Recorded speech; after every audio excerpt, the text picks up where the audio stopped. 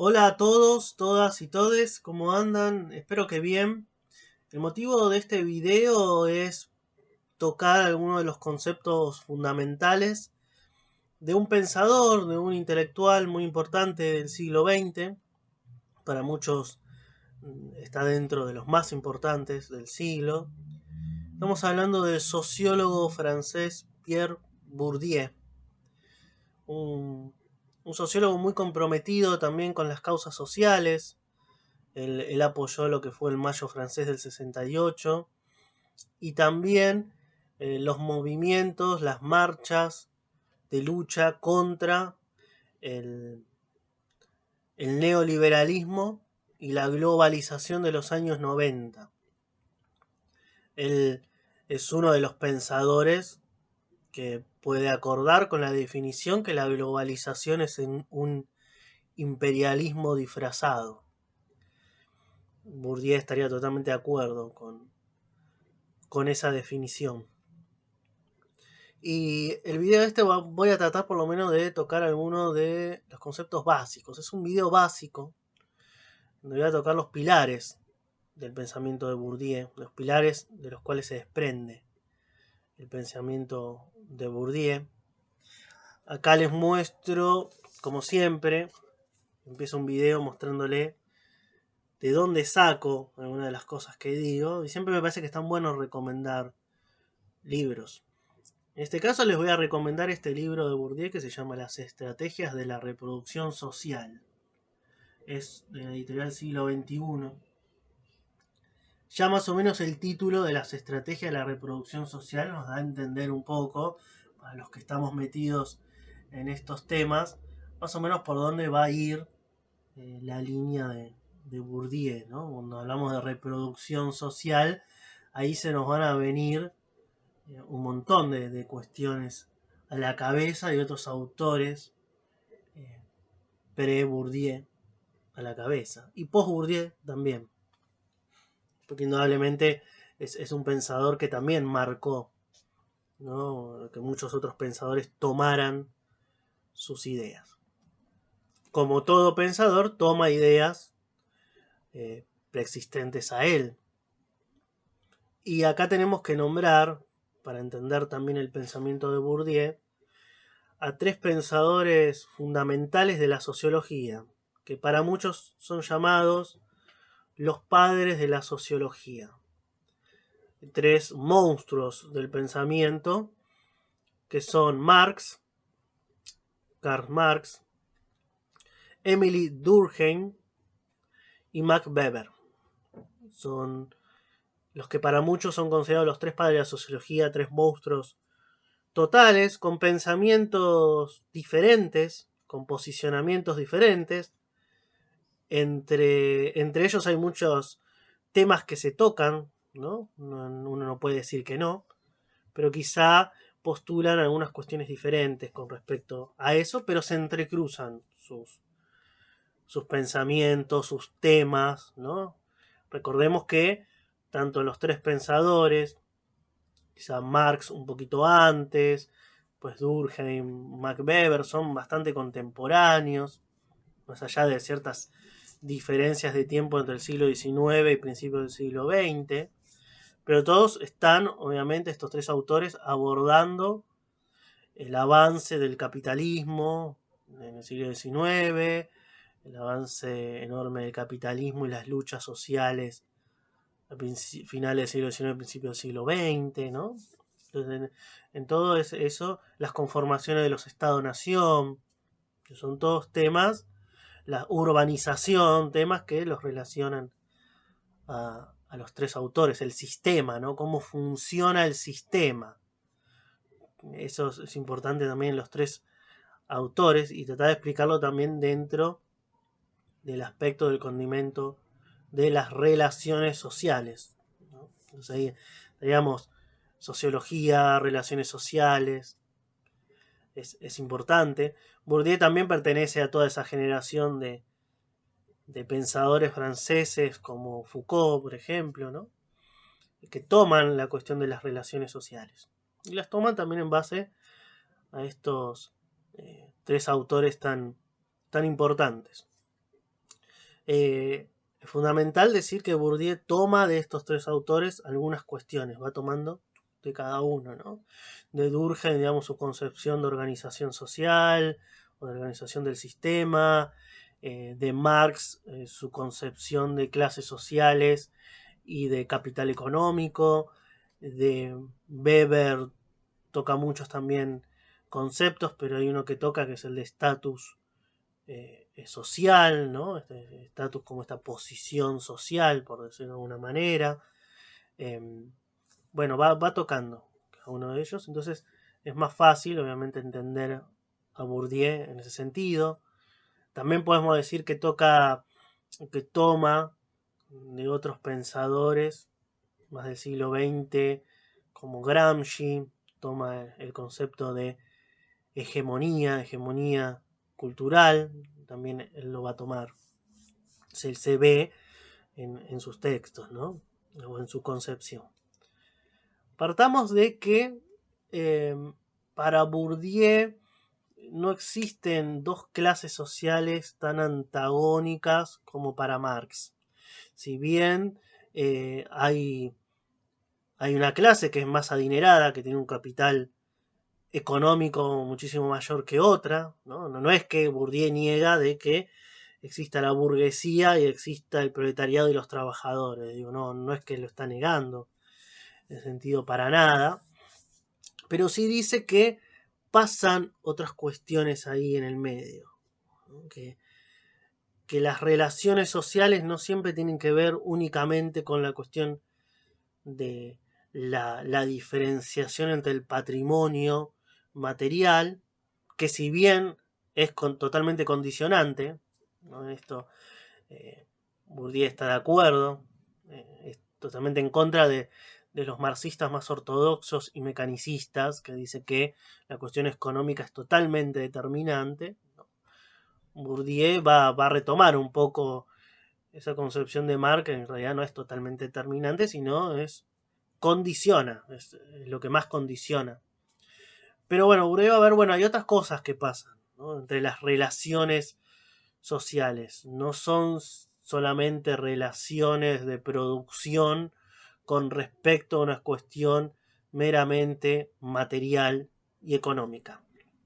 El poder, si hablamos de relaciones sociales, hablamos de relaciones de poder, el poder se ejerce también con otros mecanismos, con otras herramientas, o como bien dice el libro, con otras estrategias, ¿sí?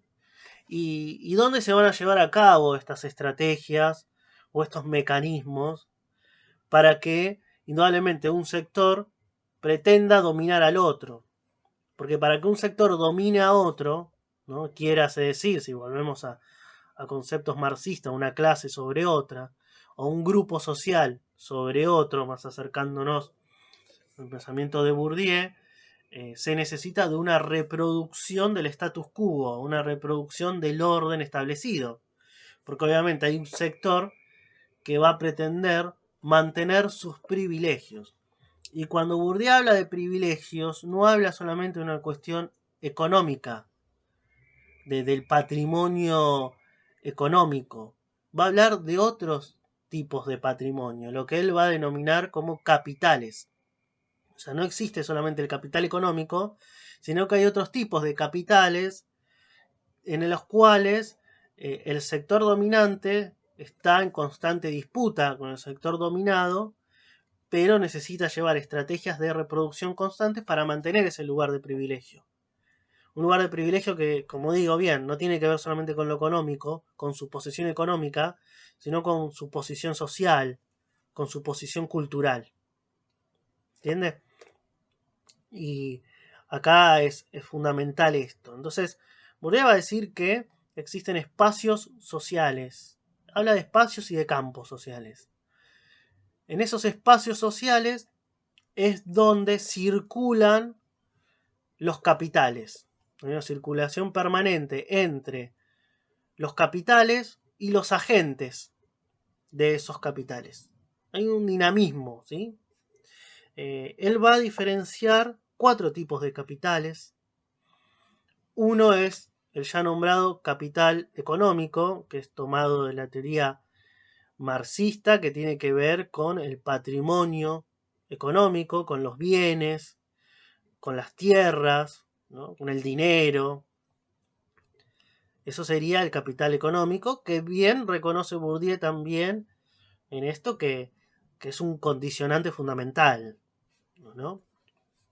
No podemos separar los otros capitales. Hay dos capitales que para él son los capitales primarios, por decirlo de una manera, que uno es el capital económico y el otro es el capital cultural.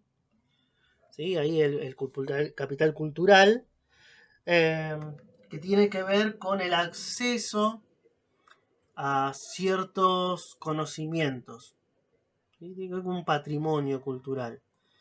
Eh, Ahí podemos meter al arte, podemos meter a estudios académicos, ¿no? Podemos meter a la escuela también ahí y, y otros y otros también. Después para Bourdieu va a haber dos capitales que son más secundarios. O sea, estamos hablando de los primeros dos, el capital económico y el capital cultural, como las bases, ¿no? Por eso son primarios. Y después tenemos lo que es el capital simbólico y el capital social.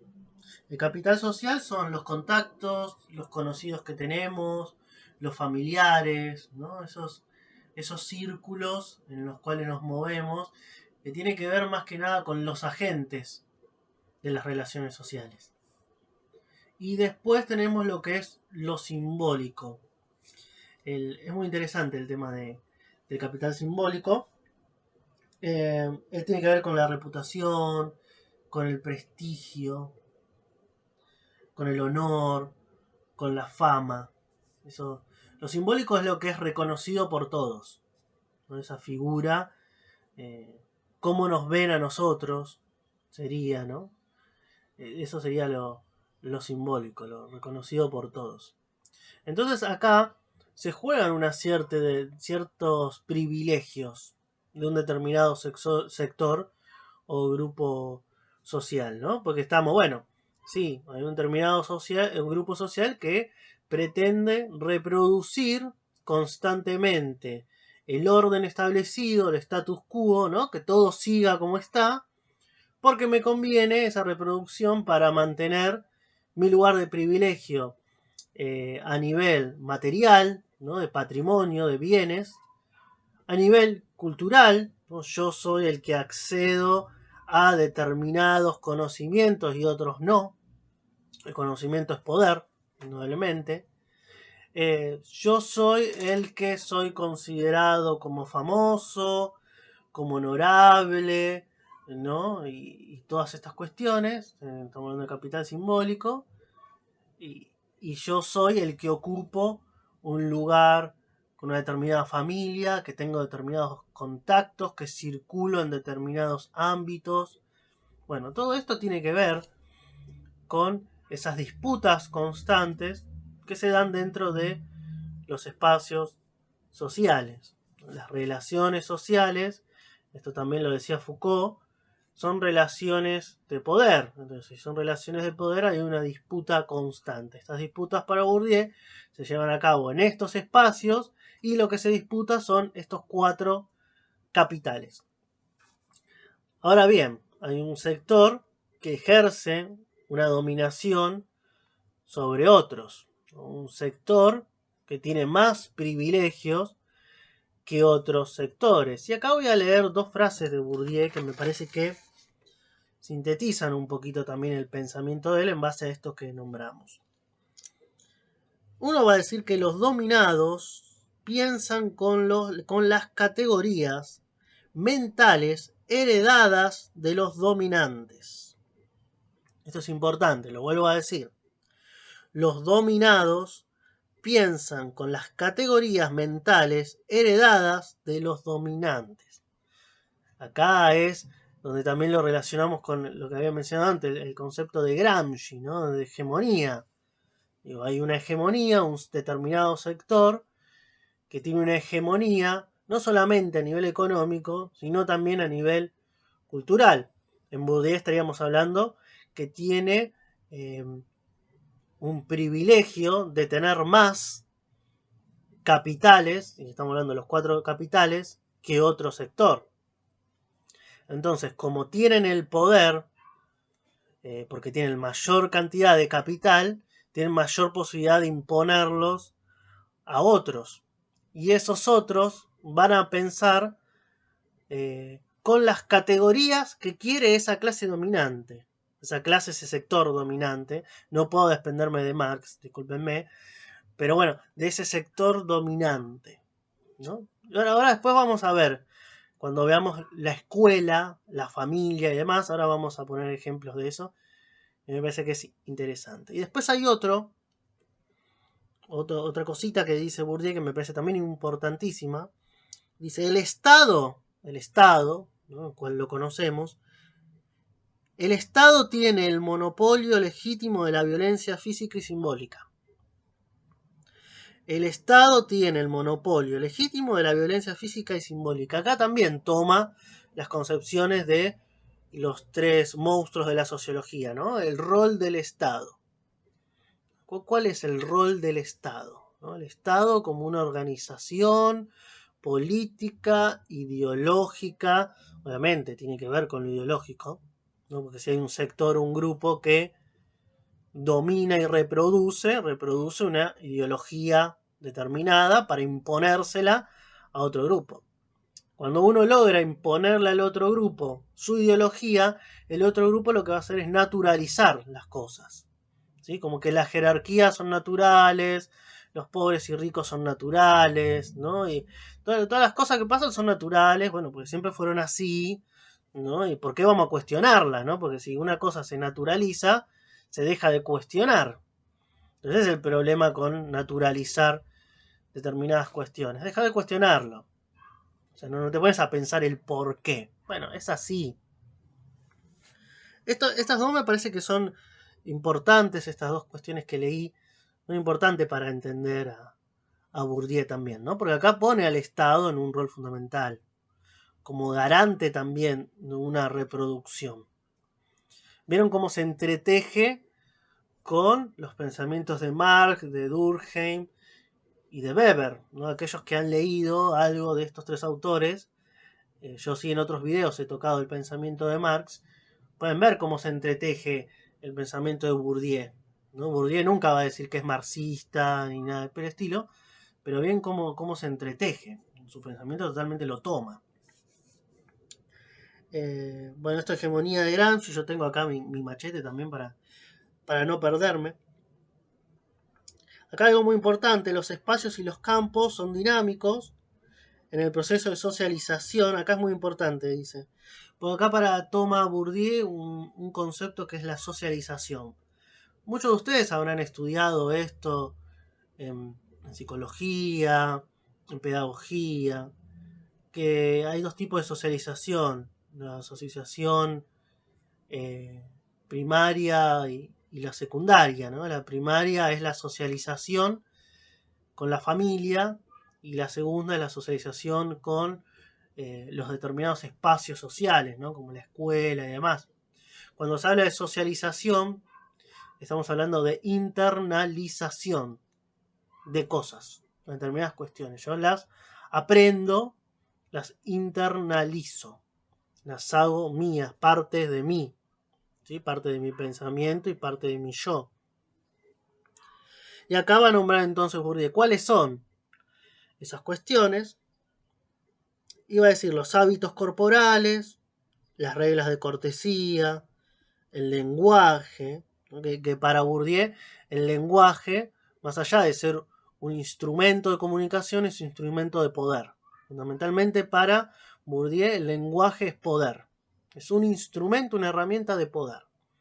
Es de comunicación, así nos entendemos todos, bueno, pero es de poder. ¿No? Esto de que, bueno, la palabra no es neutral. Esto ya lo habíamos tocado cuando vimos a Bakhtin, a Vologinov. Bueno, Bourdieu también lo toma, ¿no? La palabra no es neutral, muchachos. Es así. El patriotismo también lo toma. el amor al prójimo, ¿no? Ahí un poco se mete ya con la religión, también un poquito. Pero bueno, estos son concepciones muy importantes y ahí es muy importante decir que tomando, digamos, esto, la internalización, esta socialización, que por medio de la socialización se internalizan también las desigualdades, para decir Saussure, acá entra el concepto de hábitus. O sea, ¿cuáles son las herramientas que utiliza un sector determinado que tiene más capital cultural, más capital económico, más capital simbólico, más capital, y me estoy olvidando de uno? Bueno, por medio del hábitus, es la forma en la cual, que es un aprendizaje subjetivo, dice Bourdieu, que son prácticas que dependen de la percepción desde el lugar que estoy. Ese sería el hábitus. Prácticas cotidianas, pero que son prácticas que cada uno lleva a cabo desde el lugar que ocupa dentro de las relaciones sociales. O sea, una clase privilegiada va a llevar determinados hábitos, determinadas prácticas. La clase menos privilegiada o dominada va a reproducir ciertos hábitos, ciertas prácticas, ¿no? Que se pueden dar de manera consciente o inconsciente, esa reproducción. No siempre hay una intención de una clase, un sector, consciente de esa reproducción, sino que se internaliza. Se internaliza tanto, se naturaliza tanto, que todos los agentes lo reproducen como algo propio de cada uno. Esto es muy importante en esta concepción de Bourdieu. Entonces, bueno, la cuestión esta del hábitus es entonces para conservar una determinada posición y lugar de privilegio.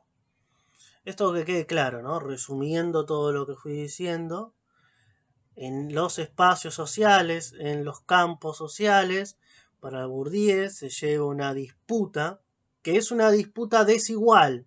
Eso sí hay que decirlo, ¿no? No es una disputa de iguales, estamos hablando de un sector que tiene más capital, mucho más capital sobre el otro. Un sector que maneja los medios de comunicación, ¿no? Que maneja la escuela, que maneja las instituciones, que maneja el Estado. Entonces ahí hay una relación también social desigual. Entonces este sector lo que va a intentar es mantener sus capitales al orden del día. Que no haya nada que se les vaya de las manos, ¿no? O que no haya otro sector que quiera quitarle lugar o posesión de alguno de esos capitales, ¿no? Por favor, tenemos que mantener, tengo que mantener clase dominante, sector dominante, grupo dominante, quiero mantener mis privilegios. No voy a ceder, ¿no? Esta es la cuestión, no van a ceder. Por eso necesitan reproducirlo y que los dominados o los sectores más desfavorecidos o con menos privilegios lo reproduzcan de manera natural, ¿no? Como las jerarquías. Las jerarquías son así, vos seguís las órdenes y es así, ¿no? Y vos tenés que trabajar toda tu vida mientras el otro se va a Miami una vez por semana. Y bueno, porque sí, bueno, porque él hizo mucho, obviamente, para tener toda esa plata. Vos también hiciste mucho, te mataste laburando como un loco, ¿no? Rompiéndote el lomo, pero bueno, no. Vos, gracias que te vas a la costanera, ¿no? Pero bueno, es así. O sea, no cuestiones eso. Es así. Pero para que esa persona no lo cuestione, hay toda una violencia, ¿no? Importante, una violencia simbólica, diría Saussure, que tiene que ver con estos capitales y con este mantener el orden establecido. Acá entra, digamos, la cuestión de la escuela. Porque en esto que les decía, digamos, el Estado es el que tiene el monopolio legítimo. ¿Por qué es legítimo? Porque todos lo aceptan. ¿Sí? Porque están las leyes, digamos, muy pocos cuestionan al Estado. Entonces hay una legitimación del Estado. El Estado es así, el Estado nos cuida a todos. Digo, no está esa concepción. Entonces es legítimo, porque está aceptado por todos. Pero tiene el poder legítimo de la violencia simbólica y física. ¿Física por qué? Porque tiene las fuerzas represivas, la policía, el ejército, ¿no? Y demás. Ahora, también simbólica. Entonces acá Saussure va a nombrar a la escuela. Saussure va a decir, ¿quiénes son los que seleccionan en la escuela cuáles son los contenidos que se tienen que dar? Esta es la pregunta que se hace Saussure, no, Bourdieu, por favor. Justo son franceses y se me cruzan. La pregunta que hace Bourdieu. ¿Quiénes son los que arman los contenidos? Yo tengo un diseño curricular, por ejemplo, ¿no? ¿Quiénes organizan ese contenido? De todos los años, de todas las materias. ¿Todos somos partícipes de eso? Todas las culturas, ¿no? Hablamos de que somos pluriculturalistas, ¿no? Bueno, todas las culturas en el territorio argentino, lo traigo para acá, son partícipes de la construcción de los conocimientos y contenidos que se dan en las escuelas? Pregunta a lo Bourdieu traído acá en Argentina. Bueno, Bourdieu va a decir que no. Hay un recorte, hay una selección de conocimientos considerados válidos. ¿Por qué sector están considerados válidos? Por los sectores que tienen o que quieren la reproducción del orden. ¿Se entiende? Hay un determinado sector, que es el que selecciona y recorta esos contenidos, y esa cultura, ese conocimiento es el que quieren transmitir. Y con eso lo que lográs es opacar, ¿no? Silenciar a las otras culturas, a los otros conocimientos. ¿Se entiende? Eso es lo que dice violencia simbólica. Yo siempre doy un ejemplo muy claro porque ahora también los estudiantes de los terciarios, y los nombro a mis compañeros, habíamos presentado una nota, digo un ejemplo, para que la huipala sea una bandera en las escuelas. Que esté presente tanto como la bandera argentina o la bandera de Buenos Aires. Hay escuelas católicas que tienen la bandera papal, por ejemplo, ¿no? Bueno, y nosotros presentamos un proyecto para que la huipala también esté. ¿Por qué la huipala no está? O sea, ¿no reconocemos a los pueblos originarios de nuestro territorio argentino? No, se baja oficialmente que en las escuelas está la bandera argentina. ¿No? Es una forma de silenciar otra cultura. Bueno, ¿y quién elige eso? O sea, ¿quiénes lo eligen? Yo me horrorizo cuando veo universidades públicas con la imagen de una Virgen de Luján. Digo, ¿y las otras religiones? ¿Y los que no creen en religiones? ¿Por qué solamente hay una Virgen católica? ¿Quién permite eso? Supuestamente es laico, digo, ¿no? También. Pero hay alguien que lo permite en un establecimiento. Bueno, estas cuestiones tienen que ver con esto, me parece, ¿no?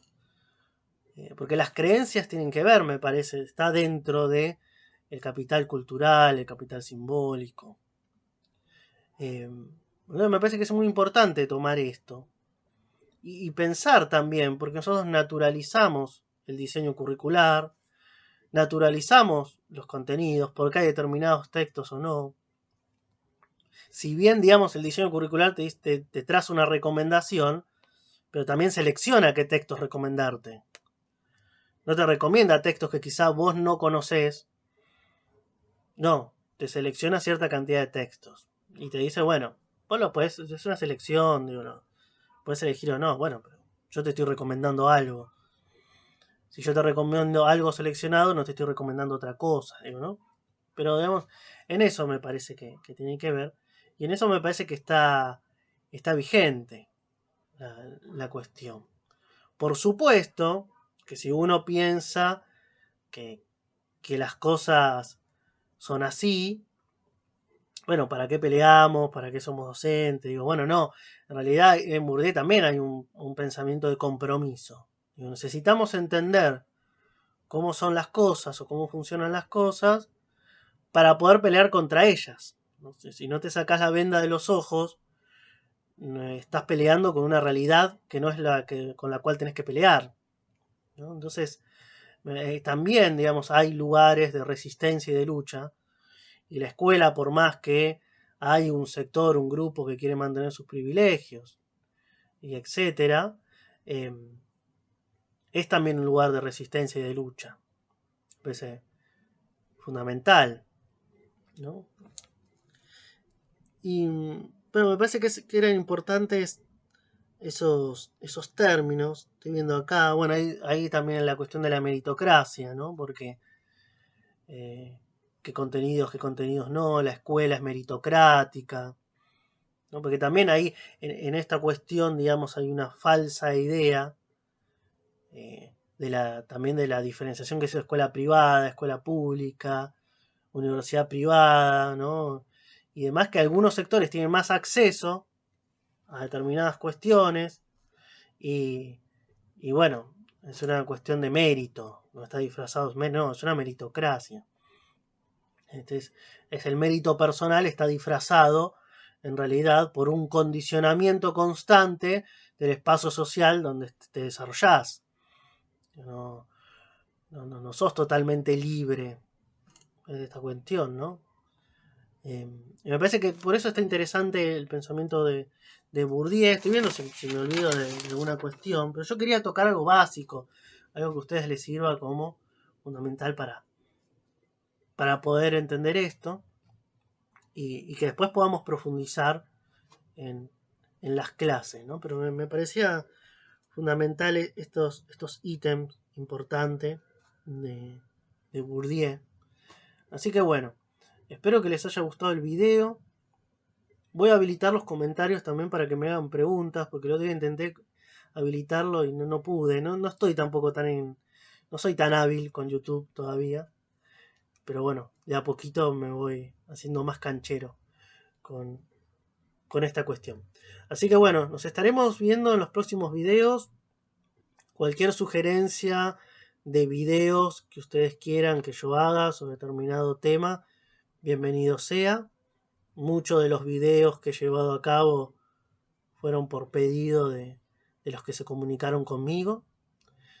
Muchas personas han visto mi video de otras provincias y de otros países y me han pedido también, me han hecho preguntas y demás. Realmente les agradezco muchísimo. Y bueno, nos estamos viendo en el próximo video.